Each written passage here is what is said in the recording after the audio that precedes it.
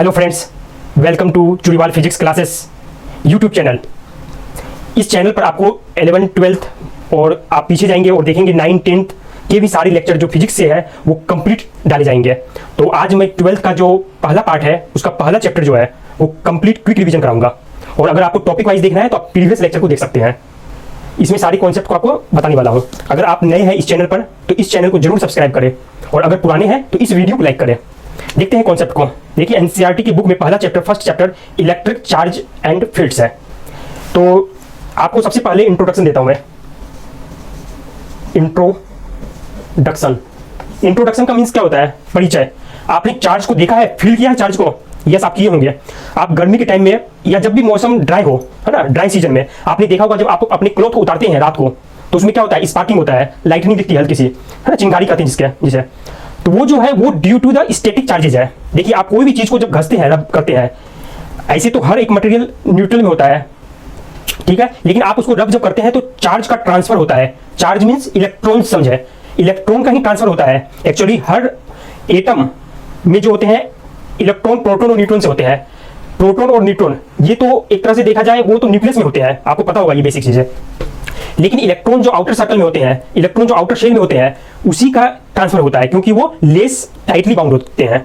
तो आप जब भी किसी चीज को रब करेंगे तो देखेंगे चार्ज का ट्रांसफर होता है। अगर इसको फील करना है तो आप घर में भी कर सकते हैं। जब ड्राई वेदर हो तो आप देखे भी होंगे, जब कपड़े को खोलते हैं तो क्या होता है? स्पार्किंग लगता है ना। और दूसरा एग्जांपल आप हमेशा देखते होंगे, जब बारिश होती है तो क्या होता है? थंडर स्टॉर्म, है ना, बिजली का गर्जना, वो सब क्या है? वहां डिस्चार्ज ही तो होता है। जो आपको लाइटनिंग दिखती है वहां कई हजार वोल्ट के जो इलेक्ट्रिक डिस्चार्ज होते हैं वो ग्राउंड में होते हैं, अर्थ पर होते हैं, है ना, वहां भी चार्जेस का ट्रांसफर होता है। उसी इंस्टेंट में आप देखते होंगे वो बिजली जो नीचे गिरती है।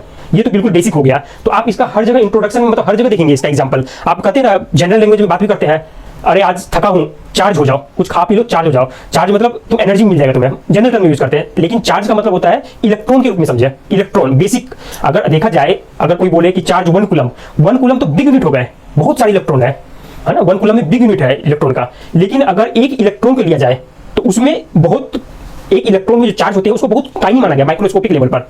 अगर बहुत सारे इलेक्ट्रॉन 10 टू द पावर 26 या 18, तब उसको कहते हैं कि चलो इस बड़े रेंज में 1 कूलम के अकॉर्डिंग है ना। तो इलेक्ट्रिक चार्ज जो होता है, इलेक्ट्रिक चार्ज दो ही तरह का हो सकता है, दो ही टाइप है, like charges, dislike charges. Like charges मतलब एक ही जात का कर दीजिए, लाइक चार्जेस मींस एक ही प्रॉपर्टी जिसमें रहती हो। डिसलाइक चार्जेस उसी तरह से एक डिसलाइक चार्जेस है। लाइक चार्जेस, डिसलाइक चार्जेस, दोनों चार्जेस को एक्चुअली एक्सपेरिमेंट जब किया गया, कुछ लोगों ने एक्सपेरिमेंट किया, साइंटिस्ट कर सकते हैं उसको, साइंटिस्ट ही तो एक्सपेरिमेंट करते हैं, तब वो किसी कंक्लूजन पर पहुंचते हैं जो हम चैप्टर वाइज पढ़ते हैं। तो साइंटिस्ट ने ये देखा कि प्लास्टिक रोड को लिया गया, प्लास्टिक रोड को केट के फर के साथ, कैट्स फर मतलब बिल्ली का जो ऊपर का जो रुआ होता है ना, प्लास्टिक रोड को जब कैट्स फर के साथ रब किया गया, रब मींस लगा गया, तो क्या देखा गया? प्लास्टिक रोड में और इसको कैट्स फर को जब रब किया गया तो देखा कि कुछ चार्ज का ट्रांसफर हो गया है, इलेक्ट्रॉन्स का ट्रांसफर हो गया है। यहां से निकलकर यहां इलेक्ट्रॉन चली गई है, कोई बात नहीं, इलेक्ट्रॉन चल गई, इसका मतलब क्या होगा? कहीं पर इलेक्ट्रॉन ज्यादा हो जाएगा। पहले तो न्यूट्रल था, जब आपने रब नहीं किया, घर्षण नहीं किया, न्यूट्रल था। जब आपने लगड़ दिया उसको तो क्या होगा? इलेक्ट्रॉन इधर से उधर जाएगा, कहीं ना कहीं तो जाएगा। तो ये देखा गया प्लास्टिक रोड में negatively charge, after rubbing negatively charge था। ये निगेटिवली चार्ज जब हुआ तो साइंटिस्ट देखे निगेटिव का मतलब क्या हुआ? इलेक्ट्रॉन्स ज्यादा हो गया। पहले तो न्यूट्रल था तो इलेक्ट्रॉन्स और प्रोटॉन्स इक्वल अमाउंट में थे। जैसे निगेटिवली चार्ज हो, इट मींस दैट यहां ट्रांसफर हुआ है। ट्रांसफर होगा कहां से? यहां से, कैट्स फर से यहां पर। इसका मतलब ये हुआ कि कैट फर में, है ना, बिल्ली के जो ये रोआ है या बाल कह दीजिए, जो भी कहना कह दीजिए, वहां से इलेक्ट्रॉन्स वहां से इस डायरेक्शन में आते हुए प्लास्टिक रोड पर आ गया। प्लास्टिक रोड में एक्सेस इलेक्ट्रॉन आ गया।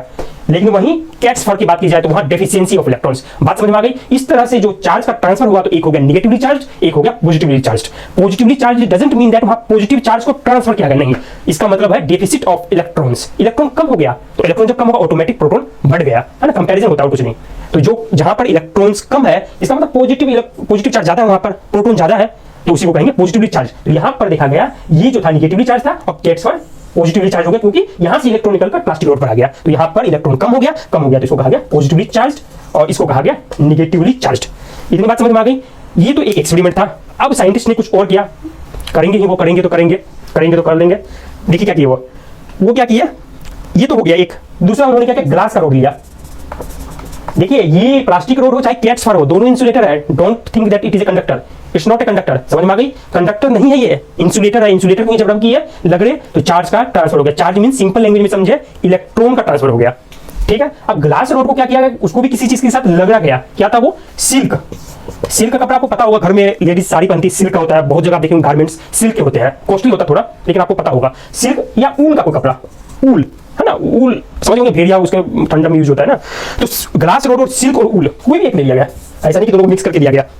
आपको सिल्क अच्छा लगे तो सिल्क लीजिए, कोई बात नहीं, ठीक है। तो फिर जब इसको फिर से रब किया गया तो क्या मिला, ग्लास रोड को ये देखा गया कि glass rod was positively charged और ये निगेटिवली चार्ज्ड। ऐसा क्यों हुआ निगेटिवली चार्ज्ड, क्योंकि ये निगेटिव इसलिए हुआ क्योंकि यहाँ पर इलेक्ट्रॉन्स ज्यादा था, यहां से जो इलेक्ट्रॉन्स था ग्लास रोड से वो इस बार यहां से निकलकर सिल्क के कपड़े पर चली गई। दैट्स वाई सिल्क के कपड़े पर ज्यादा अमाउंट में इलेक्ट्रॉन्स थे, that's why it is negatively charge, जबकि ये glass rod was positively charge. After rubbing, रब करने से पहले न्यूट्रल थे। समझ में आ गई, ये इन चीजों से देखा गया कि अरे यार ये तो इलेक्ट्रिक चार्ज है और प्रॉपर्टी है। अब प्रॉपर्टी की बात हो गई, अब साइंटिस्ट तो जब देख ली कि हाँ चार्ज का ट्रांसफर हो गया, लेकिन पता कैसे चलेगा चार्ज का ट्रांसफर हुआ या नहीं हुआ है। इन्होंने क्या किया, आफ्टर रबिंग, देखिए रब कर दिया गया, आफ्टर रबिंग तो वो फिर से लेंगे, क्या लेंगे, ग्लास रोड भी लेंगे और प्लास्टिक का, देखिए आपको पता है कोलिन है, इससे बहुत अच्छा साफ होता है, देखिए हो रहा है वो साफ, तो आप अपने घर पर भी यूज कर सकते हैं, ये बहुत अच्छा प्रोडक्ट है। देखिए साफ हो गया, देखिए ब्लैक रेसिड्यू निकल गया इसका, बिल्कुल साफ हो चुका है। तो इसमें क्या किया गया, आप देखिए साइंटिस्ट ने रब कर दिया और देखा, और जो भी एक्सपेरिमेंट किया उसको आप कंक्लूड करेंगे। तो उन्होंने ये देखा कि जो रोड था, एक तो प्लास्टिक का रोड था, प्लास्टिक रोड जब घर्षित किया गया है ना, रब किया गया, तो ये क्या हो गया था, प्लास्टिक रोड वाज, बताइए, निगेटिवली चार्ज्ड। इसको किसके साथ किया गया था रब, प्लास्टिक को कैट्स के फर के साथ, तो वो हो गया था पॉजिटिवली चार्ज्ड। बात समझ में आ गई, एक निगेटिव एक पॉजिटिव। उसी तरह से एक और एक्सपेरिमेंट जब किया गया था तो वहां क्या किया गया था, ग्लास का रोड, उसको किसके साथ किया गया, सिल्क के साथ। तो ग्लास का रोड क्या हो गया, पॉजिटिवली चार्ज्ड, और सिल्क का कपड़ा निगेटिवली चार्ज्ड। प्लास्टिक रोड को जब कैट के फर के साथ किया गया तो प्लास्टिक रोड में निगेटिवली चार्ज थे, कैट्स फर में पॉजिटिवली चार्ज्ड।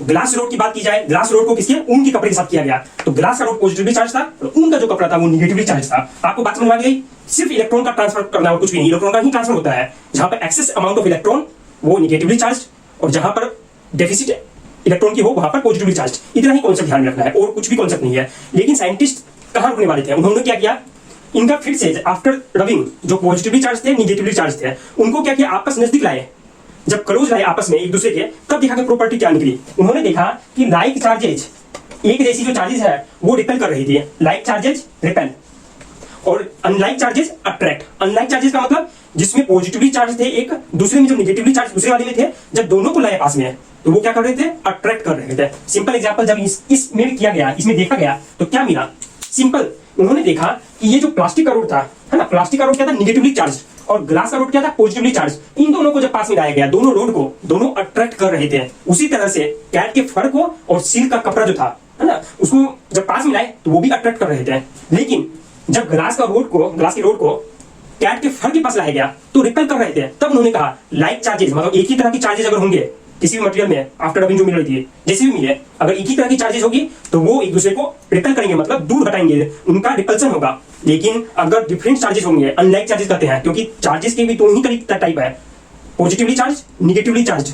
अब तीसरा कुछ भी नहीं होता है, तीसरा न्यूट्रल हो सकता है बस, न्यूट्रल मींस अनचार्ज्ड। लेकिन चार्जिंग के केस में सिर्फ दो ही आएंगे, पॉजिटिवली चार्ज या निगेटिवली चार्ज। बात समझ में आ गई, ये तो था इंट्रोडक्शन, इससे पता चला इलेक्ट्रिक चार्ज, इतना आपको समझ में आ गई होगी। एक आप कॉन्सेप्ट देखेंगे कंडक्टर और इंसुलेटर का क्या होता है, ठीक है।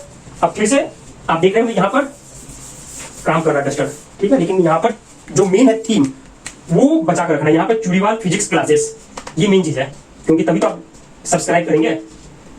देखिए ये चैनल बिल्कुल नया है और सब्सक्रिप्शन तो बहुत बढ़ रहा है, और मैं कुछ बच्चों को तो यूट्यूब लेक्चर भेज भी रहा था, लेकिन अब वो मेरे चैनल पर आ गए हैं, जो अभी लॉकडाउन में इधर उधर रह गए थे।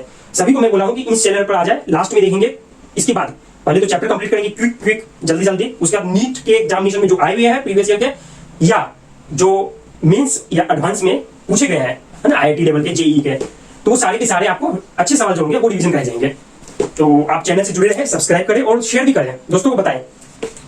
देखिए आपको इतनी बात समझ में आ गई। अब देखते हैं कॉन्सेप्ट, कंडक्टर क्या होता है, इंसुलेटर क्या होता है। कंडक्टर, इंसुलेटर, आपको पता होगा कंडक्टर क्या होता है, सिंपल लैंग्वेज में जो कंडक्ट करे, जहां इलेक्ट्रिसिटी की कंडक्शन हो जाए। सपोज आपके घर में तार होगा, वायर देखे ना घर में, कॉपर वायर होता है, एल्यूमिनियम वायर, नहीं भी तो आप देखे होंगे पर्दा जिस पर लटकाया हुआ होता है वो रोड होता है ना, वो एल्यूमिनियम का एक्चुअली होता है जनरली। वो भी इलेक्ट्रिसिटी को कंडक्ट करता है।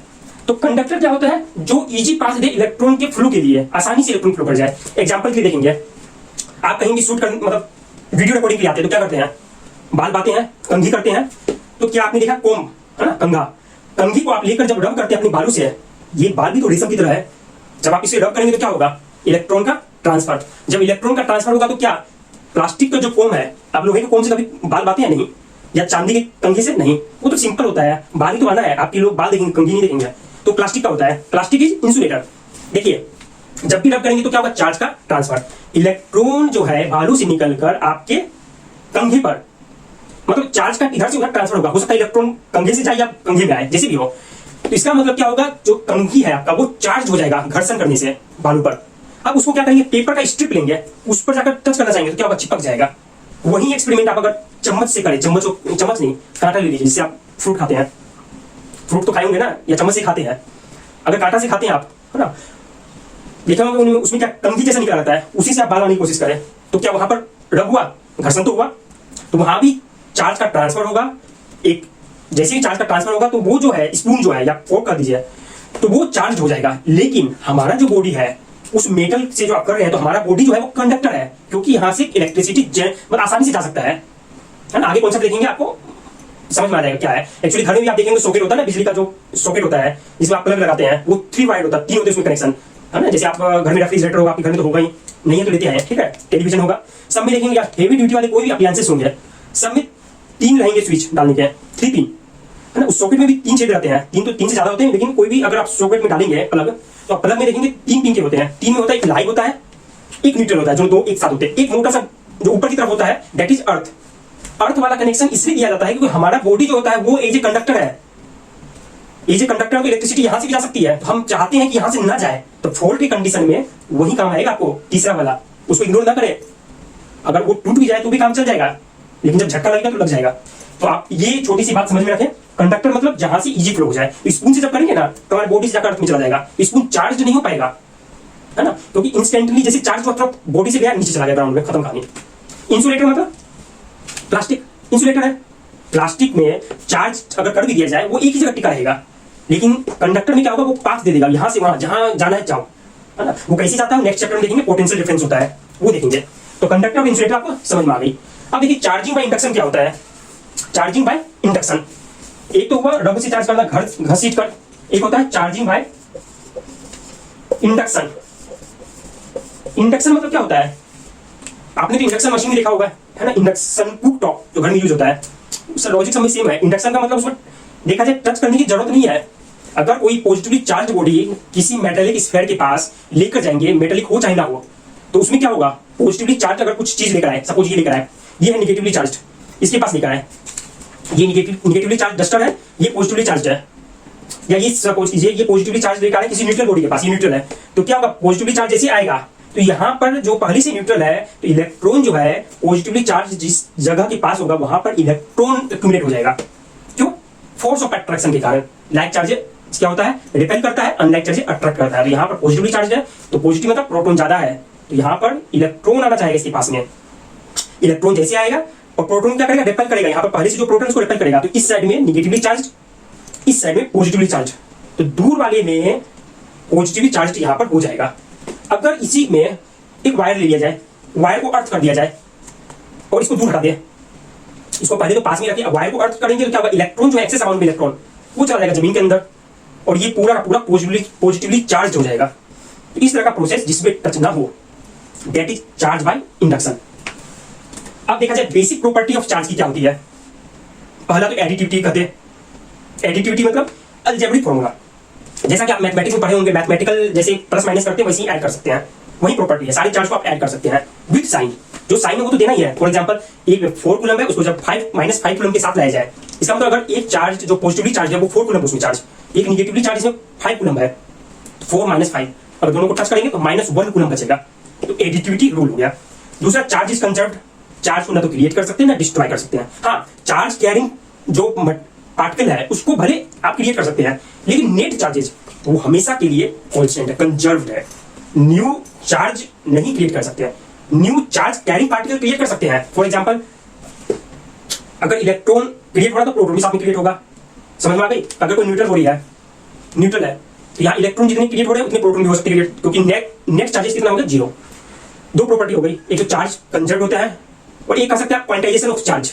चार्ज का जो है क्वांटाइजेशन होता है, मींस एक इलेक्ट्रॉन को जितने चार्ज होते हैं उसी के मल्टीपल में चार्ज का ट्रांसफर हो सकता है। ऐसा नहीं कि हाफ चला गया, कहीं से इलेक्ट्रॉन जाना है तो आधा इलेक्ट्रॉन चला गया, ऐसा नहीं होता है। जो क्वार्टर इलेक्ट्रॉन में चला गया, नहीं, पूरा का पूरा इलेक्ट्रॉन ट्रांसफर होगा। इसका मतलब एक इलेक्ट्रॉन का जो चार्ज है उतना ही ट्रांसफर होगा, इसका मतलब क्वांटाइजेशन ऑफ चार्ज। हाँ, कंटिन्यूअस चार्ज डिस्ट्रीब्यूशन की जब बात करेंगे तो वहां इग्नोर करेंगे, ऐसा नहीं कि वहां नहीं होता है, होता है वहां भी, बट वी इग्नोर। क्यों इग्नोर करते हैं? कैलकुलेशन को आसान बनाने के लिए, मैथमेटिकल कैलकुलेशन को। ये तो हो गया आपको basic property of electric charge. अब देखेंगे कूलम्ब्स लॉ। कूलम्ब्स लॉ क्या होता है? कूलम्ब्स लॉ ने, देखिए कूलम्ब्स लॉ, कूलम्ब्स लॉ ये एक क्वांटाइजेशन मेथड है। क्वांटाइजेशन मतलब ये एक वैल्यू देता है, वैल्यू देता है मींस फोर्स की वैल्यू देता है। इससे फोर्स की वैल्यू निकलती है, force equal to K times Q1 Q2 divided by R square. मतलब दो चार्ज के बीच में कितनी डिस्टेंस है वो R हो गई, चार्ज की वैल्यू Q हो गई, K is the constant. K क्या है? Constant 1/4 pi epsilon not. Epsilon not means अगर उसके बीच में कोई भी मीडियम ना हो, ना तो एयर हो ना कोई मीडियम हो, मींस वैक्यूम। वैक्यूम के लिए एप्सिलॉन नॉट की वैल्यू 8.85 10 to the power -12। और जहां तक यूनिट की बात है वो आप निकाल लें, यूनिट तो सिंपल हो जाएगा। यूनिट क्या हो जाएगा? Coulomb square by metre square newton. ये हो गया एप्सिलॉन नॉट का यूनिट। बात समझ में आ गई? ये कूलम्स ने किया था, कूलम्स ने एक्सपेरिमेंट किया। कूलम्स ने जब चार्ज की वैल्यू को मेजरमेंट नहीं किया जा सकता था तो भी इसने उन्होंने फॉर्मूला दे दिया। क्यों? थोड़ा दिमाग लगाया उन्होंने। क्या क्या? सपोज किसी मेटेलिक स्फीयर में कोई चार्ज था, उसको नहीं पता कितना चार्ज था, सपोज 5 कूलम था, लेकिन ये वाला फॉर्मूला लाने के लिए उन्होंने ये दिमाग लगाया कि कोई एक अनचार्ज्ड स्फेरिकल कंडक्टर या मटेरियल लाया। जब उसके साथ टच किया तो उसको पता था कि एक ही एरिया का है, तो चार्ज रीडिस्ट्रीब्यूट हो जाएगा, आधा चार्ज इसमें रहेगा आधा उसमें रहेगा। इस तरह से कंक्लूजन निकाला और ये देखा कि चार्ज के मल्टीप्लिकेशन में ही फोर्स लगेगा। उन्होंने टॉर्सन बैलेंस का कॉन्सेप्ट यूज करते हुए एक्सपेरिमेंट किया था, तभी जाकर ये मैथमेटिकल फॉर्मूला कूलम्स को मिला। तो कूलम्स ने ये फॉर्मूला निकाल दिया। ये था फोर्स के लिए। फोर्स कौन सा फोर्स है वो? इसके बीच में पॉइंट चार्जेज। पॉइंट चार्जेज मतलब लगता है ना पॉइंट पर चार्ज हो, किसी पॉइंट पर चार्ज हो तो कहते हैं पॉइंट चार्ज। जैसे यहाँ पॉइंट दे दिया, ऐसा पॉसिबल है?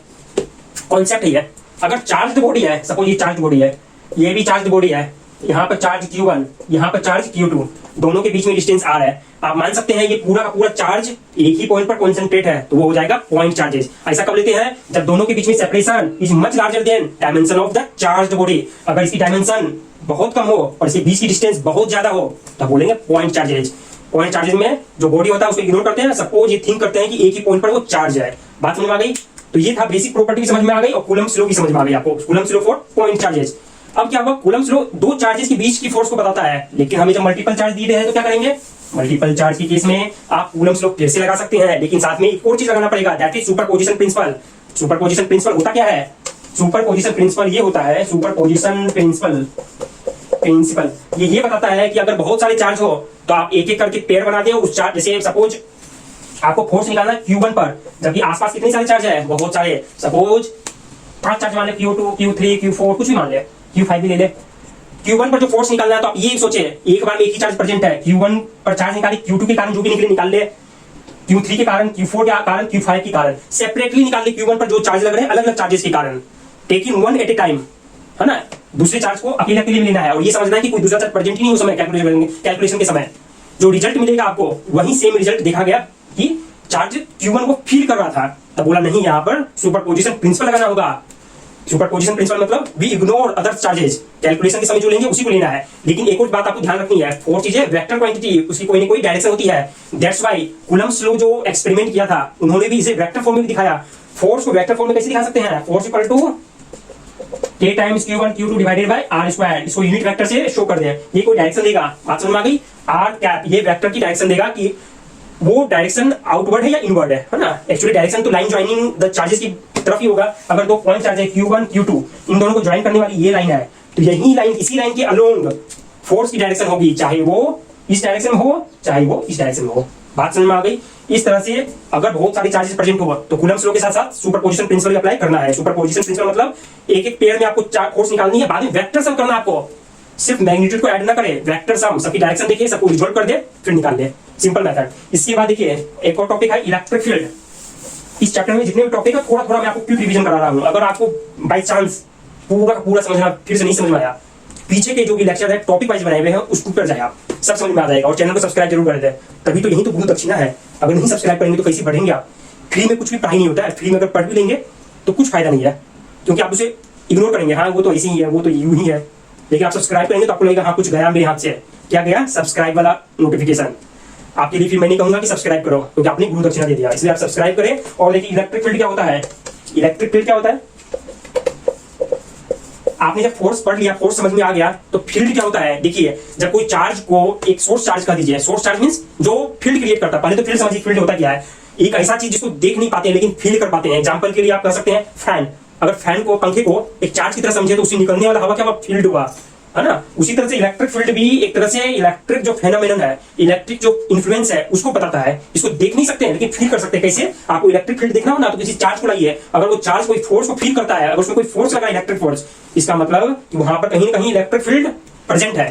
तो इलेक्ट्रिक फील्ड का कॉन्सेप्ट इसलिए भी लाया गया कि जब देखा गया कि कोई सोर्स चार्ज प्रेजेंट था, उसके नजदीक जब टेस्ट चार्ज लाए तो क्या हो रहा था? टेस्ट चार्ज फोर्स फील कर रहा था। तो ये बोला गया कि जब टेस्ट चार्ज को हटा दिए तो उस पर्टिकुलर लोकेशन पर, सोर्स चार्ज तो किसी और लोकेशन पर था, लेकिन उसका इफेक्ट तो जब टेस्ट चार्ज कहीं भी जा रहे थे उसके आसपास तो पड़ रहा था, है ना, वो फोर्स फील कर रहा था। तो ये बोला गया कि वो जो सोर्स चार्ज है वो पूरी की पूरी लोकेशन पर स्फेरिकल सिमेट्री में एक फील्ड क्रिएट करता है। उसी फील्ड के बाद कोई चार्ज लाएंगे उस फील्ड में तो वो फील्ड के कारण उसको फोर्स फील होता है। तो फील्ड के बाद ही फोर्स आता है, ये बात समझ में आ जाएगी आपको, है ना। फील्ड पहले आएगा, उसके बाद उसको फोर्स फील होगा अगर दो चार्ज है तो। सपोज क्यू, ये सोर्स चार्ज है, यहां से आप कहीं दूर से छोटा सा क्यू लाएंगे, टेस्ट चार्ज, तो इसको क्या होगा? एक फोर्स फील होगा। अगर दोनों की चार्ज सेम है तो ये रिपेल करेगा, दूर तक भागेगा। तो ये देखा गया, सोचा गया कि यहां से तो हमें कोई फील्ड निकलती है, वो फील्ड को देख नहीं सकते हैं बट इसकी कोई ना कोई स्ट्रेंथ होती है। बात समझ में आ गई? इलेक्ट्रिक फील्ड का मतलब समझ में आ गया आपको? तो इलेक्ट्रिक फील्ड के केस में कैसे निकालेंगे? इलेक्ट्रिक फील्ड को सिंपल आप बोलेंगे, ये जब फोर्स वेक्टर क्वांटिटी है देन इलेक्ट्रिक फील्ड भी वेक्टर क्वांटिटी है। Electric field equal to force divided by charge. वो जो टेस्ट चार्ज लगा रहे थे उसी टेस्ट चार्ज को जितना फोर्स फील हो रहा है डिवाइडेड बाय उसी टेस्ट चार्ज की मैग्नीट्यूड। बात समझ में आ गई? अब एक बात बताइए, चार्ज क्या आप कहते हैं पॉजिटिवली चार्ज, निगेटिवली चार्ज, क्या चार्ज वेक्टर क्वांटिटी है? No, charge is not a vector, charge is scalar quantity.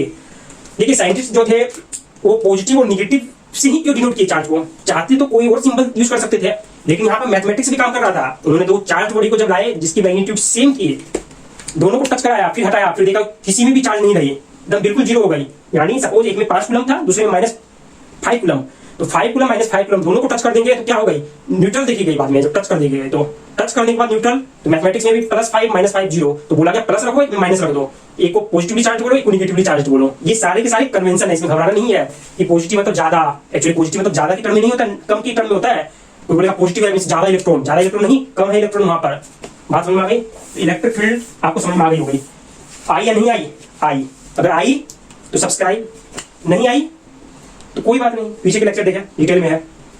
Electric field को फोर्स डिवाइडेड बाय क्यू करेंगे, चार्ज करेंगे तो क्या बचेगा? Q divided by R square, है ना। एक ही चार्ज ऊपर में बचेगी, ये भी वेक्टर तो ये भी वेक्टर, फोर्स वेक्टर तो electric field vector. Electric field समझ में आ गई? अब देखिए electric field lines.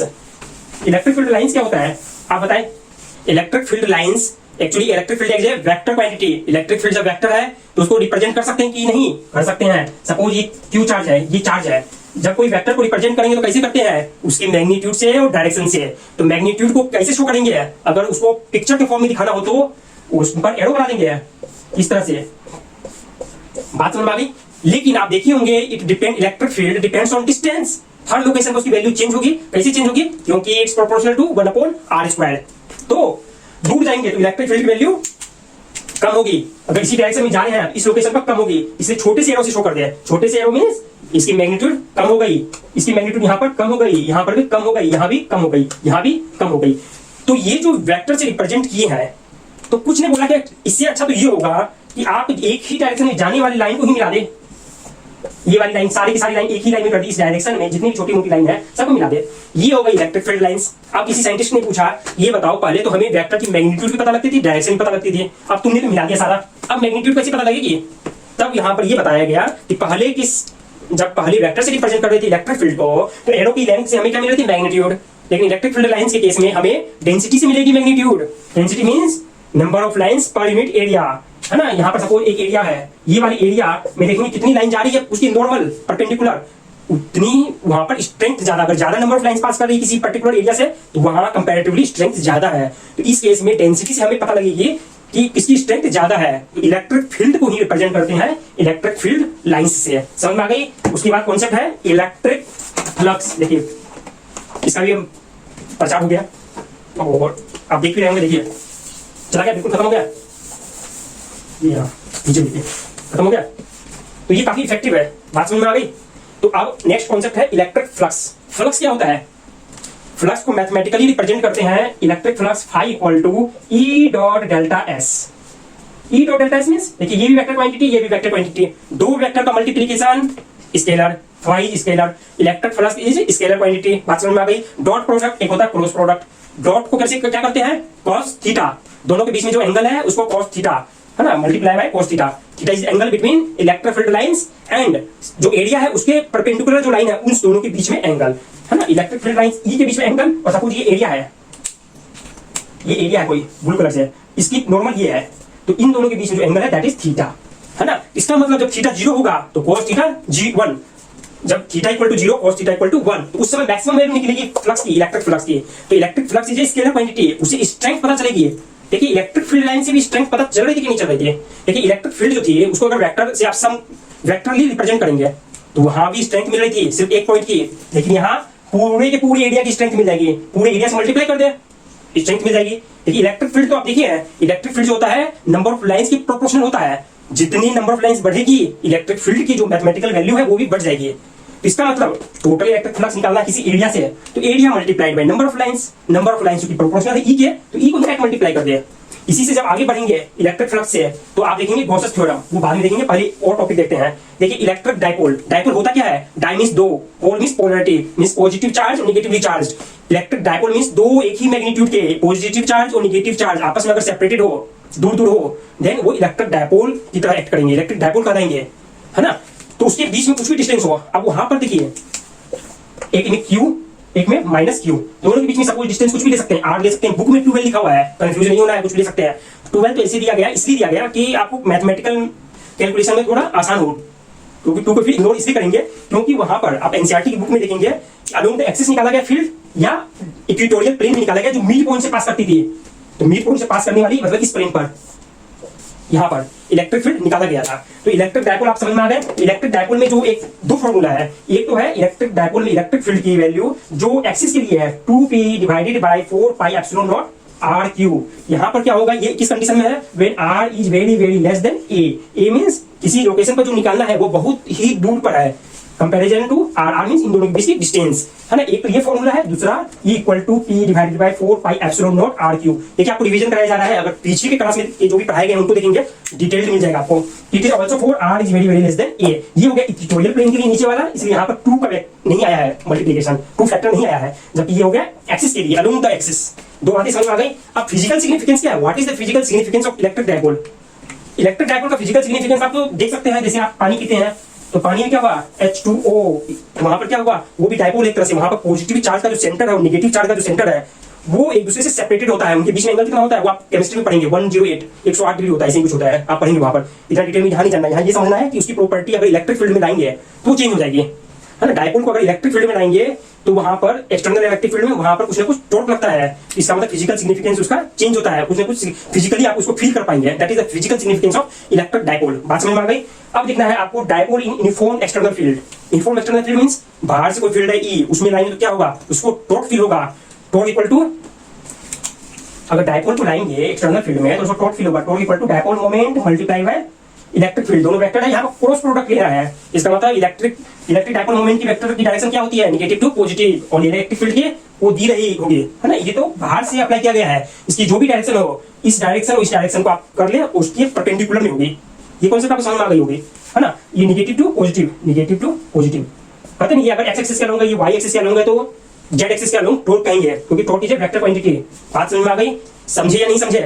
Dipole in uniform external field. अब कंटीन्यूअस चार्ज डिस्ट्रीब्यूशन क्या होता है? देखिए एक तो डिस्क्रीट चार्ज डिस्ट्रीब्यूशन होगा, डिस्क्रीट चार्ज में जो भी आप कैलकुलेशन करते हैं लेकिन वो प्रैक्टिकली आपको कंटीन्यूअस चार्ज की तरफ जाना होगा। क्यों? अगर कोई भी सरफेस है वो चार्ज हो, मेटालिक सरफेस अगर चार्ज हो तो वहां डिस्क्रीट की टर्म आप कैलकुलेशन करेंगे तो सुबह से रात लग जाएगा, तो वहां पर आप कंटीन्यूअस चार्ज की कंडीशन को फॉलो करेंगे और आप कैलकुलेशन करेंगे, तो वहां पर क्वांटाइजेशन को इग्नोर करेंगे आप है ना। ये जो बोला गया कि ई के मल्टीपल में होता तो वहां भी है, कंटिन्यूअस चार्ज में भी है, लेकिन वी इग्नोर। बात समझ में आ गई। उसके बाद देखेंगे गॉसेस लॉ। गॉसेस लॉ होता क्या है? गॉसेस लॉ क्या होता है? देखिए total electric flux, Gauss law. Gauss किसका नाम है? साइंटिस्ट का नाम है। गॉस ने क्या बताया कि total electric flux through a closed surface, कोई भी सरफेस अगर बंद हो, चाहे गेंद तो कर दीजिए या कुछ भी, तो टोटल इलेक्ट्रिक फ्लक्स की वैल्यू क्या होगी? Q divided by epsilon naught. Total electric flux through a closed surface equal to Q divided by epsilon naught, where Q is the enclosed charge. जो भी क्लोज्ड सरफेस है उसके inside में जो भी टोटल चार्ज है, वो टोटल की टोटल नेट चार्ज जो भी है वो है। इसका मतलब total electric flux equal to Q divided by epsilon naught. ये था गॉस लॉ ने बताया। वो वेरीफाई भी कर सकते हैं, समझ भी सकते हैं। आप पीछे के लेक्चर को देख ले, समझ में आ जाएगी सारी बात। इस टर्म में समझे। और इसका शेप क्या होता है? गॉस सरफेस, गॉस लॉ जो बताया गया है, इनक्लोज्ड जो सरफेस है उसका शेप कुछ भी हो सकता है, लेकिन एक ही कंडीशन है, वो कैसा होना चाहिए? क्लोज्ड, बंद होना चाहिए, ओपन नहीं, क्लोज्ड। एग्जांपल के लिए कोई क्यूब ले सकते हैं, कुछ भी ले सकते हैं, ऐसा नहीं कि क्या लेना नहीं लेना है। क्यूब ले ले, या आप कोई स्फीयर ले सकते हैं, क्यूब स्फीयर कुछ भी ले सकते हैं, चाहे आप सिलेंडर ले सकते हैं, बस क्लोज होना चाहिए। तो उस कंडीशन में आप जब देखेंगे total electric flux through a closed surface, यहाँ क्लोज्ड सरफेस क्या होगा? सिलेंडर। तो सिलेंडर से कितना इलेक्ट्रिक फ्लक्स जा रहा है? Electric flux means total number of lines of electric field, तो वो कितना निकलेगा? Q divided by epsilon naught. ये था कंप्लीट। इसका एप्लीकेशन कहीं कहीं हो तो कई जगह होता है, मैथमेटिक्स को आसान करने के लिए, कैलकुलेशन को आसान करने के लिए। Thanks for watching my this video, और लाइक और सब्सक्राइब करें और आगे दोस्तों को शेयर करें। Thank you.